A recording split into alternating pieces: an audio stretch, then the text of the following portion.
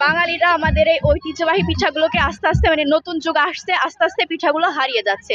তাই আমরা চেষ্টা করছি পুরাতন যুগের ঐতিহ্যবাহী পিঠাগুলোকে আস্তে আস্তে আমাদের ভিতরে নিয়ে আসতে, যাতে এই পিঠাগুলো আস্তে আস্তে চলে এবং সবাই বোঝে যে এগুলোর গুরুত্ব অপরিসীম। আমাদের অনেক ভালো লাগছে, আমরা এখানে অংশগ্রহণ করতে পেরেছি, আমরা খুবই গর্বিত এখানে এসে। আপনার এই স্টলে কতগুলো পিঠা আছে?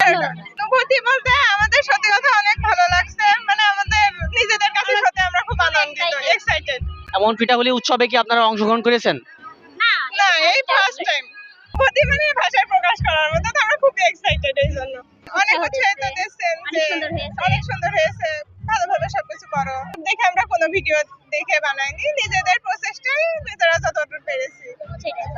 বাঙালিরা আমাদের এই ঐতিহ্যবাহী পিঠাগুলোকে আস্তে আস্তে নতুন যুগ আসছে, আস্তে আস্তে পিঠাগুলো হারিয়ে যাচ্ছে। তাই আমরা চেষ্টা করছি পুরাতন যুগের ঐতিহ্যবাহী পিঠাগুলোকে আস্তে আস্তে আমাদের ভিতরে নিয়ে আসতে, যাতে এই পিঠাগুলো আস্তে আস্তে চলে এবং সবাই বোঝে যে এগুলোর গুরুত্ব অপরিসীম। সবাই যাতে আগ্রহ করে এগুলা বানায়, আর পিঠাপুলি অনুষ্ঠান প্রতি শীতকালে হওয়া উচিত। এখন তারা আমাদের এই পিঠা বানানোর দিকে তারাও অনেক আগ্রহী, তারাও চায় তাদের স্কুলে হাই স্কুলে এমন পিঠা অনুষ্ঠান হোক এবং তারা পার্টিসিপেট করুক। বাহি কিছু জিনিস রয়েছে আমাদের সাংস্কৃতিক অনুষ্ঠান শিক্ষা নিয়ে, আমরা পাশাপাশি কিছু ব্যতিক্রম করতে চাই শিক্ষক স্টুডেন্ট সহকারে, এবং সেই কারণে আমাদের পিঠাপুলি অনুষ্ঠানকে আরো নতুন করে তুলে ধরা হয়েছে।